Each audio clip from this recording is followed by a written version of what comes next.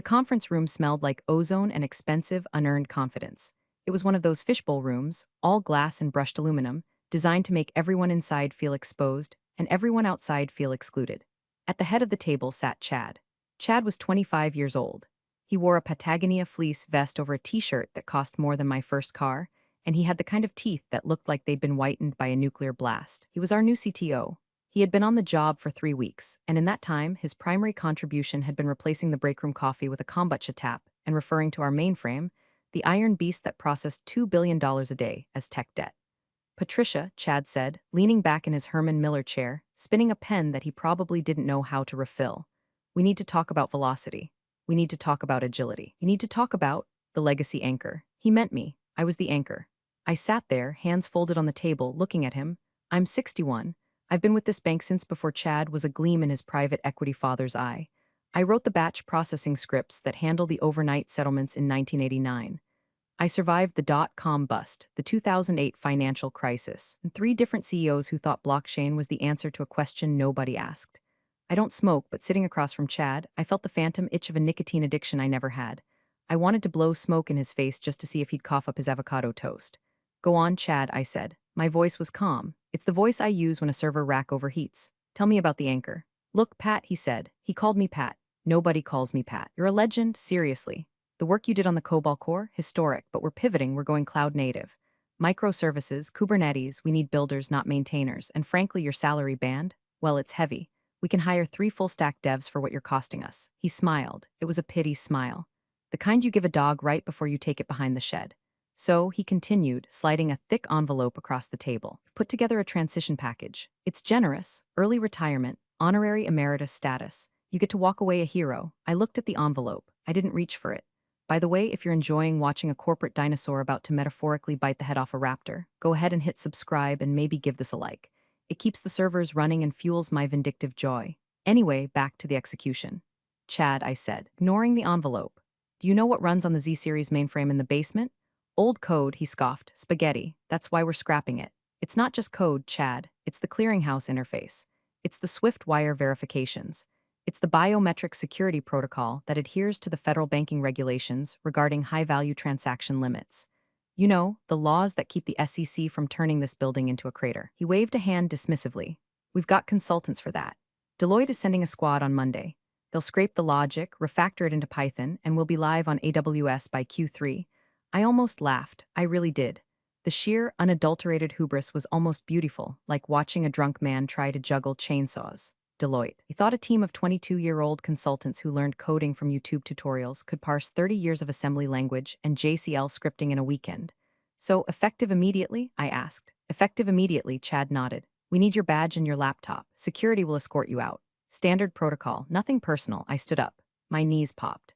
A sound like a dry twig snapping in a dead forest. I smoothed out my skirt. I didn't look at the envelope. I reached into my purse and pulled out my ID badge, the chipped plastic card that had been my passport to the inner sanctum for 4 decades. I placed it on the table.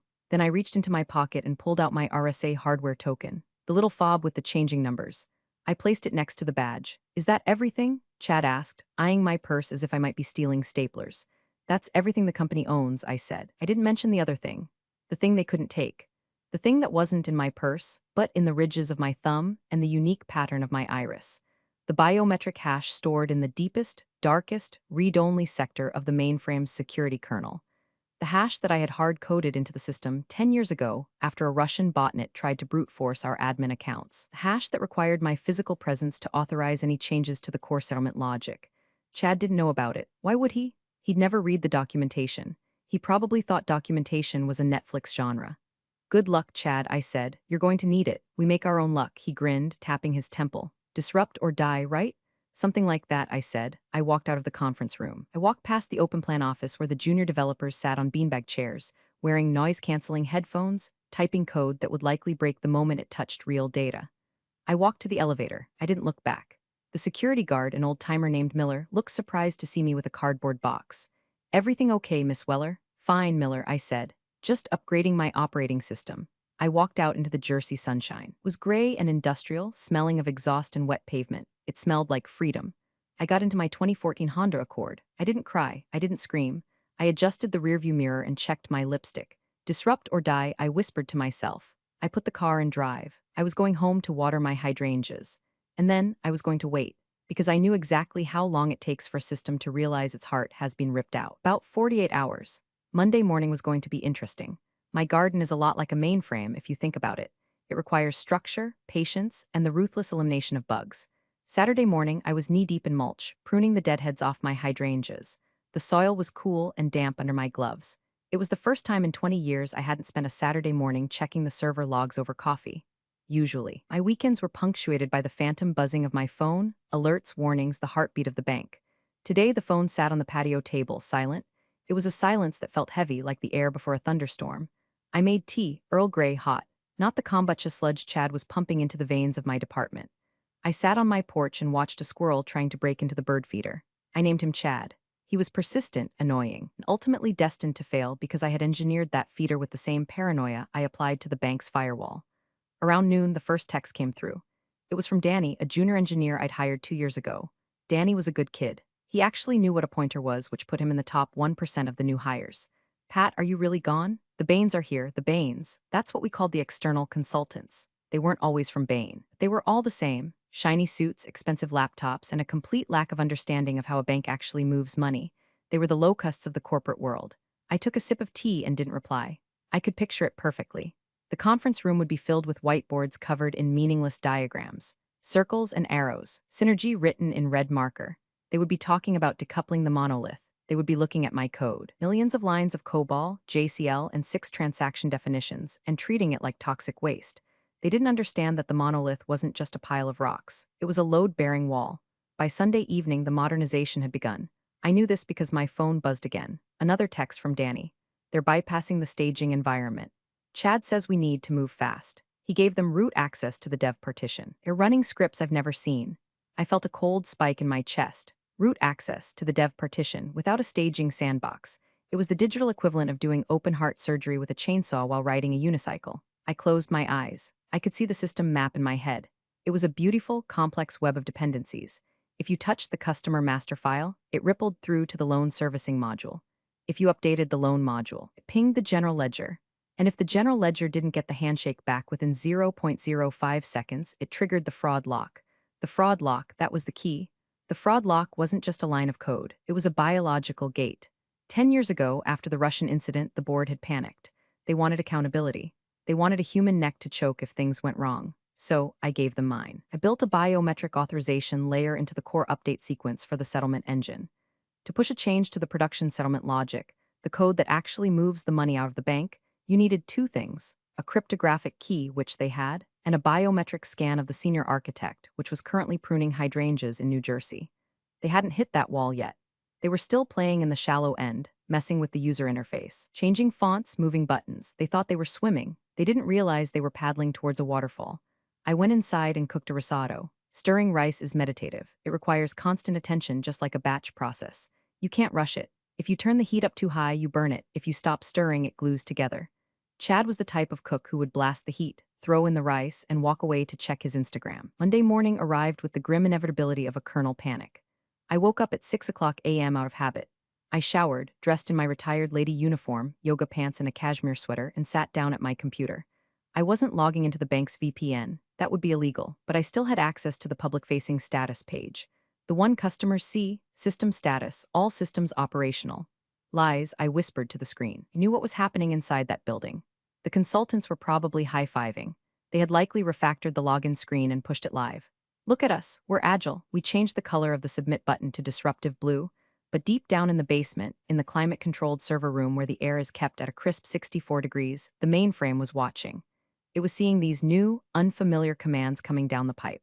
It was checking its access control lists. It was looking for a fingerprint that wasn't there. It was waiting. And so was I. I poured another cup of Earl Grey. Danny, I thought, staring at my phone. Don't do it, kid. Don't try to fix it. Just let it burn. But I knew he wouldn't. He was too young. He still had hope. He still thought competence mattered. He was about to learn the hardest lesson of his career. You can't patch stupid. The cracks started showing on Tuesday. It wasn't a total collapse. Legacy systems don't usually explode all at once. They die by 1,000 cuts. It started with the audit logs. In banking, if you don't log a transaction, it didn't happen. And if it didn't happen but the money moved, that's not a bug, that's a felony. I was at the grocery store, debating between organic and non-organic avocados. Chad had ruined the concept of avocados for me, but I still liked guacamole when Danny called. Not a text, a call. I let it ring 3 times. I wanted to answer. The instinct to fix, to troubleshoot, to save the ship was burned into my DNA. But I looked at the avocados. They were firm, unyielding like me. I picked up. Hello, Danny. Pat, oh God, Pat, you have to help me. His voice was an octave higher than usual. He sounded like he was hyperventilating in a server closet. Calm down, Danny, breathe. What's wrong? The transaction IDs, he sputtered. They're skipping. We processed the morning batch, and the sequence numbers are jumping by tens of thousands. The compliance dashboard is lighting up like a Christmas tree, but Chad told us to suppress the warnings. Suppress the warnings? I repeated, my voice flat. He told you to mute the fire alarm while the house smells like smoke. He said it's just legacy noise. He said the new microservices handle indexing differently, and the old mainframe is just confused. He called the error logs boomer spaghetti in the stand-up meeting. Boomer spaghetti. I squeezed the avocado in my hand. It didn't yield, but my knuckles turned white. Listen to me carefully, Danny, I said, leaning against the display of artisanal crackers. Do not suppress those warnings. Print them out. Email them to your personal account. Document that you were ordered to ignore them. But how do I fix the sequence jump? The consultants are trying to force a reindex on the live database. They're doing what? I almost dropped the phone. Reindexing a live transactional database during business hours is suicide. It locks the tables. Nobody can read, nobody can write. The bank effectively freezes. Chad gave them the go-ahead. He said move fast and break things. Well, I said, a cold calm settling over me. He's definitely got the break things part down. Danny, listen, do nothing. Do not type a single command. If you touch that database while it's reindexing, you will corrupt the pointers. You will turn $2 billion of customer data into digital confetti. But the system is slowing down. The tellers are reporting latency. Let it slow down, I said. Go to lunch, Danny. Take a long lunch, Pat, please. Just tell me the override code for the table lock. I know you know it. I did know it. It was a hexadecimal string I had memorized in 1997. 0x4a unlock override auth pw. It would release the tables, cancel the reindex, and restore sanity. I can't help you, Danny, I said softly. I'm retired. Remember, I'm an anchor. You don't want an anchor dragging you down. Pat, I hung up. I stood there in the produce aisle, staring at the bananas. My heart was pounding. It went against everything I believed in to let a system fail. Spent my life keeping the lights on. I missed birthdays, anniversaries, and vacations to keep those lights on. But if I fixed it now, Chad would take the credit. He'd say his agile methodology solved the problem. He'd learn nothing. And next week, he'd do something worse. I put the avocado in my basket. By Wednesday, the small fires were becoming a blaze. Customers were tweeting. At Bank East Coast, why is my app showing a balance of $0.00? At Bank East Coast, I can't transfer rent money. Fix your app. I sat on my couch, sipping wine, scrolling through Twitter. The bank's official account was replying with copy-pasted apologies. We are experiencing intermittent technical difficulties as we upgrade our systems to serve you better. Serve you better by locking you out of your own money. Then came the internal leak. Someone, probably Danny, posted a screenshot on an anonymous IT forum. It showed the CPU usage of the mainframe. It was pinned at 99%. The consultants had deployed a Python script that was querying the entire transaction history for every single user login. It was a denial of service attack, and it was coming from inside the house. I watched the stock price dip, just a little, $0.45. Burn, I whispered. But the real show hadn't started yet. Tomorrow was Thursday, end of quarter. Thursday was settlement day. The day the bank had to reconcile its books with the Federal Reserve. The day massive wire transfers moved between institutions. The day the system had to be perfect, and the day the system would check for the biometric authorization of the senior architect. I checked my calendar. Thursday, 10 o'clock a.m. spa appointment. Perfect timing. Thursday morning dawned with the kind of crisp, clear blue sky that usually signals a good day for high-frequency trading. For Bank East Coast, however, it was the sky over a battlefield. Quarterly settlement is not a joke. It's not an agile sprint. It is a hard, federally mandated deadline. By 4 o'clock p.m. EST, billions of dollars in commercial wires, international clearings, and interbank settlements must be finalized. If the ledger doesn't balance, or if the transmission doesn't go through, the fines start at painful and quickly escalate to congressional hearing. I was at a day spa in Cherry Hill, wearing a fluffy white robe and sipping cucumber water. My phone was in a locker, turned off. At the bank, I knew exactly what the sequence of events was. 0800 a.m., the batch jobs kick off.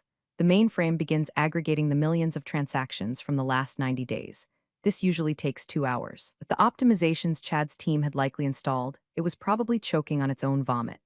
10 o'clock a.m., the first warning bells. The verification hashes wouldn't match. Why? Because the consultants had probably changed the character encoding on the database from EBDIC, which mainframes love, to UTF-8, which mainframes tolerate but despise, without updating the translation tables. 11 o'clock a.m., panic. The settlement window opens. Wires need to start moving, but the system is locked in a verify loop. At 11:15 a.m., I was getting a hot stone massage. The masseuse, a lovely woman named Brenda, asked me if my shoulders were tense. Not anymore, Brenda, I murmured into the face cradle. Not anymore. Back at the office, Chad would be screaming. I could hear it. He'd be standing in the network operations center knock, his Patagonia vest damp with sweat. Just force it, he'd be yelling. Override the check, we have to send the file. And that's when they would try it. The emergency override. The emergency override is a function I wrote. It exists for exactly this scenario, when the automated checks fail and a human needs to say, I have visually verified the data, and I authorize this transfer despite the errors. But you can't just click OK on a box like that.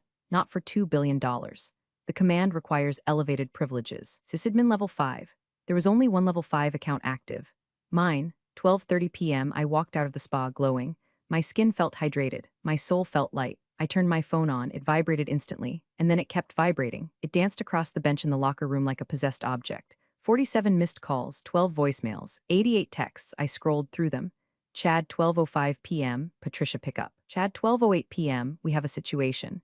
Chad, 12:15 p.m., need password for override. Chad, 12:20 p.m., seriously pick up the phone. Danny, 12:30 p.m., it's the biometrics, Pat. The screen says authorization required, senior architect biometrics. Chad is losing his mind. He tried to pseudo past it. The system locked him out entirely. I smiled, a cold, thin smile, the Russian protocol. When the system detects an unauthorized attempt to bypass the level 5 security check, like, say, a frantic CTO trying to pseudo force a settlement, it doesn't just say access denied. It assumes a hostile intrusion. It goes into fortress mode. It locks the file system. It disconnects the external gateways. It freezes the assets. And it displays a single prompt on the main console. Critical security lockdown awaiting biometric verification. User P. Weller timeout in 3 hours 59 minutes. If the biometric scan isn't received within 4 hours, the system assumes the facility has been compromised. It initiates a hard wipe of the encryption keys. The data remains, but it becomes unreadable without a restore from physical tape backups held in a mountain in Colorado. That recovery takes 3 days. The bank would be dead in 3 days. My phone rang again. It wasn't Chad this time. The caller ID said, Franklin P. Sterling, chairman of the board. Franklin was 70 years old. He was old money. He didn't know what Kubernetes was, but he knew what fear smelled like. I let it ring 3 times, then I answered. Hello, Franklin, long time. Patricia, his voice was shaking, not anger. Terror, where are you? I'm in Cherry Hill. Just finished a lovely facial. Why? The system? It's asking for your thumb. Literally. Chad says we can't move the money without you.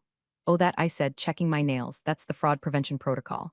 I documented that in 2014, Franklin, page 402 of the Disaster Recovery Manual. You signed off on it. Patricia, we have 2 hours before the Fed window closes. If we miss this settlement, we are insolvent. We are talking regulatory seizure. That sounds serious, Franklin. Name your price, he snapped. Just come in. Send a helicopter. I don't like helicopters, I said, and I'm retired. I turned in my badge, remember? Chad was very specific about the immediate nature of my departure. Patricia, please, stop the games. What do you want? I looked at the time. 1:00 p.m. Plenty of time to drive there if I took the turnpike. I want a meeting, I said, in the boardroom with the full board and Chad. In 1 hour. Done, Franklin said. Just get here. Oh, and Franklin, yes. Have security print a visitor pass. I don't have a badge anymore. I hung up. I got into my Honda. I didn't speed. I put on a podcast about gardening. The traffic was light. The world was burning, and I was bringing the only fire extinguisher. But I wasn't going to spray it for free.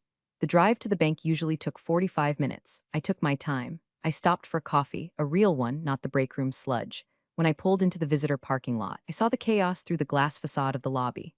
People were running, actual running. In a bank, nobody runs unless there's a gunman or a fire. This was worse. This was a liquidity crisis. I walked to the front desk. Miller, the security guard, was standing there, looking pale. He saw me and looked like he wanted to hug me. Miss Weller, thank God. They've been calling down here every 5 minutes asking if you've arrived. Hello, Miller, I said, handing him my driver's license. Visitor pass, please. He fumbled with the printer. They said to just send you up, Protocol Miller, I said gently. Visitor pass. I don't work here. He printed the sticker. It said Patricia Weller guest. I stuck it on my cashmere sweater right over my heart. The elevator ride to the 40th floor was silent. I watched the numbers tick up. 10, 20, 30. With each floor, the value of my obsolete knowledge compounded. By the time I hit 40, I was probably the most expensive consultant on the Eastern Seaboard. The elevator doors opened directly into the executive suite. The receptionist was gone. The double doors to the boardroom were open. I walked in. The room was a tableau of despair. The long mahogany table was littered with empty water bottles, half-eaten sandwiches, and laptops displaying red graphs. The entire board of directors was there. Franklin Sterling sat at the head, looking like he had aged 10 years since our phone call, and there was Chad. Chad was standing by the window, staring out at the city. His Patagonia vest was unzipped, his hair was messy. He turned when I walked in. His face was gray. The arrogance was gone, replaced by the hollow, haunted look of a man who realizes he has destroyed his own future. Patricia, Franklin said, standing up. Thank you for coming. I didn't sit down. I stood at the end of the table, a handbag over my arm. I didn't come to socialize, Franklin. I heard you had a technical issue. It's the biometric lock, Chad croaked. His voice was cracked. We tried to bypass it. We tried to restore from backup, but the latency? You can't restore from backup while the system is in fortress mode, I said, speaking to him like a teacher correcting a slow child. It encrypts the write heads. Did you not read the README emergency TXT file in the root directory? Chad looked down at his shoes. I didn't see it, of course you didn't. I turned to Franklin. You have about? I checked my watch. 90 minutes before the Fed window closes. If I don't authenticate by then, the encryption keys wipe. The bank goes dark. Monday morning, the FDIC is putting tape on the doors. We know, Franklin said. Fix it, please. I can fix it, I said. It will take me about 30 seconds to scan my thumb and retina. The system will recognize the senior architect, unlock the file system, and process the queue. The backlog will clear in about 20 minutes. Then do it, a board member shouted from the back. I can't, I said simply. The room went deadly silent. Why not? Franklin asked. Because the system requires the biometric authorization of an active employee with level 5 clearance, I lied. It didn't actually check employment status. The mainframe didn't talk to HR. They didn't know that. I am not an employee. You fired me. If I scan my hand now as a civilian, the system might interpret it as a spoofing attack and accelerate the wipe. Technically, that could happen if I hadn't calibrated the sensitivity. But mostly I was just twisting the knife. So we hire you back, Franklin said, right now. Reinstated, full salary. No, I said. Chad looked up. Pat, please, I'm sorry. Okay, I was wrong. The legacy stuff. It's harder than I thought. It's not legacy stuff, Chad. It's the foundation. You tried to build a penthouse on a foundation you were actively dynamiting. I reached into my bag. I didn't pull out a weapon, but the effect was the same. I pulled out a stapled document. I prepared a contract, I said. It's a consultancy agreement. I slid it down the long table. It hissed across the mahogany and stopped in front of Franklin. Consultancy? Franklin squinted at it. Don't want to be an employee, I said. Employees can be fired by 25-year-old CTOs who think mainframe is a dirty word. I want to be an external contractor. Independent, irrevocable. Franklin put on his reading glasses. The rate? He choked. Patricia, this is? Check the math, Franklin, I said. It's a lot less than the fine you'll pay the SEC if that wire doesn't go out in 89 minutes. Franklin looked at the paper, then at the clock, then at Chad. And one more thing, I said. Look at Clause 4. Franklin read Clause 4. He went pale. He looked at Chad. Chad looked confused. What is it? Clause 4. Franklin read aloud, his voice flat. The consultant shall report directly to the board of directors. The position of chief technology officer shall be restructured to report to the consultant for all matters regarding core infrastructure. Chad's eyes widened. You want me to report to you? No, I said. I don't want you to report to me, Chad. I don't want to talk to you at all. Clause 4 says you don't touch the mainframe. Ever. You can play with your apps. You can make the buttons blue. But the adults are talking now. I looked at Franklin. Clock's ticking, Frank. The silence in the boardroom was heavy, broken only by the hum of the HVAC system, another piece of legacy infrastructure they probably ignored until it broke. Franklin stared at the contract. It was a businessman. He understood leverage. He knew he was staring at a hostage note, but the hostage was his own bank. Patricia, Franklin started trying to summon some of his old negotiating power. This retainer, it's substantial. $500 an hour, with a guaranteed minimum of 40 hours a week, plus a quarterly retention bonus, I added, for maintaining the biometric availability. This is extortion, the board member in the back muttered. No. I turned to face him. It was Jenkins. He had voted for the outsourcing deal last year. Extortion is illegal. This is supply and demand. You have a demand for a thumb that opens a $2 billion lock. I supply the thumb. The price is the price. I walked over to the window, standing next to Chad. He smelled like fear and dry shampoo. You know, I said, looking out at the city skyline. When I wrote the code for the settlement engine in 1998, I told the board then that we needed a redundant team. I said we needed to train successors. Do you know what they said? Nobody answered. They said it was too expensive. They said, Patricia, you're the best, just handle it. I turned back to the room, so I handled it. I built it so secure that not even God could move money without me. You didn't pay for redundancy then. You're paying for it now with interest. Franklin looked at the legal aid. Young woman who looked like she wanted to be literally anywhere else. Is this enforceable? She skimmed the document. It's standard independent contractor language, sir. Except for Clause 7. Clause 7? Chad asked. Clause 7 states that the biometric access is non-transferable, and that any attempt to coerce, bypass, or replicate the consultant's biometric data constitutes a breach of contract, resulting in an immediate termination fee of, she gulped, $5 million. That was hard-coded for fraud liability compliance, I said smoothly. Remember, we needed to ensure that no one could force me to approve a transfer at gunpoint. If the contract is breached, the liability shifts to the bank. You signed off on the original logic, Franklin. I'm just codifying it. It was beautiful. I was using their own compliance rules against them. The biometric system was designed to prevent a criminal from forcing me to steal money. Now, it was preventing the board from forcing me to work for free. Chad finally spoke up. He looked desperate. Franklin, we can't do this. She's hijacking the department. If she controls the core, my modernization strategy is dead. We can't be agile if we have to ask permission from a consultant every time we push code. Franklin looked at Chad, and he looked at the red numbers on the screen projected on the wall. Time to settlement failure, 01-12-00. Chad, Franklin said quietly. Shut up. Chad's mouth snapped shut. Franklin picked up a Montblanc pen. If we sign this, you unlock the system immediately? Immediately, I said. And you train a successor? I will train a team, I corrected, properly. Not boot camp graduates. I'll hire real engineers who understand memory management and race conditions. It will take 2 years. 2 years, Franklin sighed. He looked at the contract again. He looked at the terrified faces of his board. He looked at the potential ruin of his reputation. He signed. He slid the paper across the table. Welcome back, Patricia, he said, his voice devoid of warmth but full of resignation. I picked up the contract. I checked the signature. I folded it neatly and put it in my purse. Thank you, Franklin. I look forward to our quarterly reviews. I turned to Chad. Give me your laptop. What? Chad blinked. I need a terminal to access the admin console, unless you want me to go down to the basement? That might take 10 minutes. We don't have 10 minutes. Chad hesitated, then handed over his sleek, sticker-covered MacBook. I opened it. The keyboard was sticky, gross. I opened the terminal. I typed in the IP address of the mainframe gateway. The familiar green-on-black text appeared. Authorization required, Senior Architect Biometrics. I held up my right thumb. I pressed it against the external scanner attached to the podium, the one they used for board votes. I routed the signal through the tunnel. The room held its breath. A green LED blinked on the scanner. On the screen, the text changed. Identity verified. Weller, P. Access granted. Fortress mode disengaged. Resuming batch processing. A collective sigh swept through the room, loud enough to be a wind gust. It's processing, I said, watching the lines of code scroll by like a waterfall. The queue is draining. You'll hit the Fed window with about 8 minutes to spare. I closed the laptop and pushed it back to Chad. You should really clean your keyboard, Chad, I said. Hygiene is important, in code and in life. The tension in the room dissipated, replaced by the exhausted slump of adrenaline withdrawal. Board members were loosening ties, checking phones, whispering to each other. They had survived, but I wasn't done. I remained standing. The consultant title wasn't just a pay raise, it was a shield. I looked at the whiteboard where Chad had drawn his architecture of the future. It was a mess of buzzwords, data lake, serverless, synergy.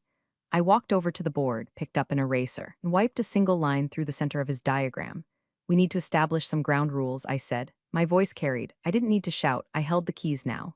Franklin looked up, rubbing his temples. We signed the contract, Patricia. What else? Operations, I said. Effective immediately, no code touches the mainframe without my code review. Not a script, not a patch, not a font change. If Chad's team wants to pull data, use the read-only APIs I built in 2005. They do not query the database directly. Ever. That will slow down our development cycle. Chad protested, trying to rally. We have features promised for Q4, the mobile wallet integration. The mobile wallet can wait, I said. Solvency cannot. I looked at Jenkins, the board member who had called it extortion. Jenkins, do you remember 2009? He looked uncomfortable. The DDoS attack? The DDoS attack, I nodded. Christmas Eve. Russian hackers hit the firewall with 40 gigabits of traffic. The entire network was buckling. Everyone went home. Who stayed? Jenkins looked at the table. You did. I stayed for 36 hours, I said. I rewrote the packet filtering rules by hand in real time while the attack was happening. I routed the traffic into a black hole I built on the fly. I saved this bank $40 million in fraud that night. And do you know what I got? A bonus? Someone guessed. I got a mug, I said, a branded travel mug. It leaked. I let that hang in the air. I'm not doing this for mug anymore. This contract isn't just about money. It's about respect for the complexity of what keeps this place alive. You treat technology like it's a commodity, like you can buy it by the pound. It's not. It's a nervous system. You just tried to perform a lobotomy with a spoon. Franklin sighed. He looked at Chad, who was shrinking in his chair. Chad, Franklin said, you're off the infrastructure committee. What? Chad stood up. But I'm the CTO. Not for long, perhaps, Franklin muttered. Patricia is right. We came too close. You're reassigned to the customer experience division. Focus on the app colors. Leave the plumbing to Patricia. But sit down, Chad, Franklin barked. It was the first time I'd heard him raise his voice at the boy wonder. I felt a warm glow in my chest. It wasn't just victory, it was justice. It was for every engineer who had been told their work was obsolete by someone who couldn't parse a CSV file. I'll need an office, I said, not a cubicle, an office. With a door. Take the corner one, Franklin said. It was. Intended for the new vice president of innovation. We won't be hiring one. Good, I said. And I want my old team back. Danny, Sarah, and bring Miller up from security. He needs a raise, and I need someone at the door who knows my name. Fine, Franklin waved his hand. Whatever you want, just keep the green light on. I looked at the screen on the wall. The progress bar was at 98%. Settlement complete.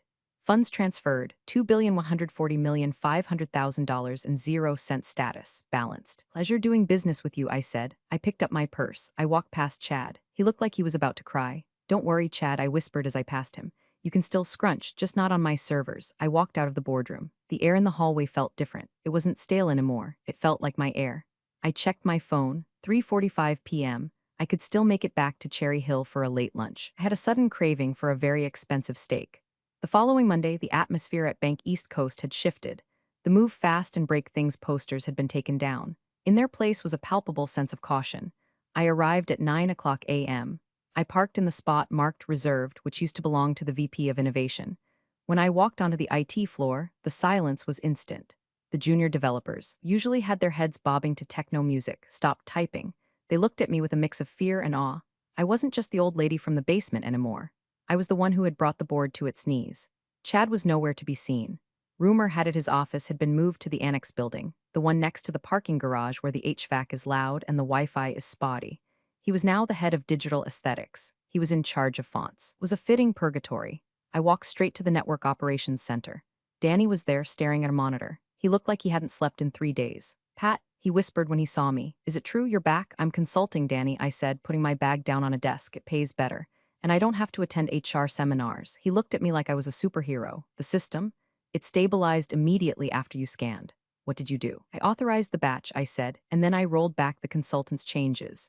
All of them were back on the version 4.2 kernel, but that's the 2018 build, Danny said. Exactly, I said, it works. We'll upgrade when we have a plan, not a hallucination. I clapped my hands. All right, everyone, listen up. The room of 20-somethings turned to face me. My name is Patricia. I am the senior architect for the last month, who have been led to believe that speed is the only metric that matters. That is a lie. In this building, accuracy is the only metric that matters. If you move fast and lose money, you are not a disruptor. You are a liability. I pointed to the main screen, which was now showing a healthy, steady stream of green transaction logs. We are going to do a code review, I announced. We are going to go through every single script those consultants left behind. If it doesn't have comments, we delete it. If it doesn't have error handling, we delete it. If it imports a library you didn't vet yourself, we delete it. Am I clear? Yes, ma'am, a chorus of voices replied. It was music to my ears. I spent the rest of the day in the server room. The physical sensation of the cold air, the hum of the fans, the blinking lights, it was comforting. I scanned my thumb to unlock the rack. The beep was a friendly greeting. I found the consultant server. Blade server they had slotted in without proper mounting screws. It was vibrating. I pulled it out, hot-swapped it right out of the chassis. The screen flickered, then stabilized. Garbage collection, I muttered, tossing the blade onto a pile of junk. Danny came over. Pat, can I ask you something? Shoot. Why did you come back? You had the perfect exit. You could have let it burn. I looked at the server rack. I looked at the cables, neatly zip-tied by me years ago. "'Cause I built this, Danny," I said. "It's ugly, it's old, it's written in a language nobody speaks anymore, but it feeds families, it pays mortgages, it keeps the lights on for millions of people. You don't burn down a house just because you don't like the wallpaper." Danny nodded. "Can you teach me the real stuff, JCL? VSAM?" I smiled. "Grab a chair, kid, and get me a tea. Earl Grey, hot." Chad was gone. The parasites were purged. And for the first time in years, the system was safe. But I wasn't done yet. I had one more message to leave. One final safeguard to ensure that even after I was truly gone, years from now, they would never forget who held the keys. 3 months later, the bank was boring again. Boring is good. Boring means the money is safe. I only came into the office on Tuesdays and Thursdays now. The rest of the time, I worked from my garden, monitoring the logs on a secure, encrypted tablet that the bank paid for. Chad eventually quit. He pursued other opportunities at a crypto startup that went bankrupt 6 weeks later. I didn't send a card. The board of directors treated me with a terrifying level of respect. When I walked into a meeting, conversations stopped. They knew that the woman in the cashmere sweater held the kill switch for their entire operation. On my final day of the initial restabilization phase, I prepared a document. It wasn't code, it was a binder, thick, heavy, and bound in black leather. I walked into the boardroom. It was empty.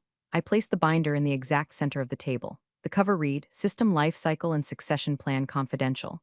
Inside, I hadn't just documented the code. I had documented the philosophy. I wrote about the necessity of friction, why systems should be hard to change, why legacy isn't an insult but a testament to survival. And on the last page, I left a little surprise. I had updated the biometric lock. It wasn't just me anymore. I had added a second requirement. To authorize a level 5 change, the system now required 1. The biometric scan of the senior consultant, me. 2. The countersign of a qualified junior architect. I had promoted Danny. He didn't know it yet, but his thumbprint was now the second key to the kingdom. If they ever wanted to fire me again, they'd have to fire him too, and Danny was loyal. I'd made sure of that. I walked out of the building. The air was crisp. Fall was coming to New Jersey. The leaves were turning the color of money and rust. I got into my Honda. I checked my bank account app. The quarterly retainer had just hit. The number was large, comically large. I tapped the steering wheel. System secured, I said. I drove home. I had hydrangeas to prune. And for the first time in 40 years, I wasn't worried about the phone ringing. Let it ring. I'm a consultant now. I charge for after-hours calls. And if they ever try to replace me with an AI or a blockchain or a Chad, well, good luck to them. I know where the off switch is.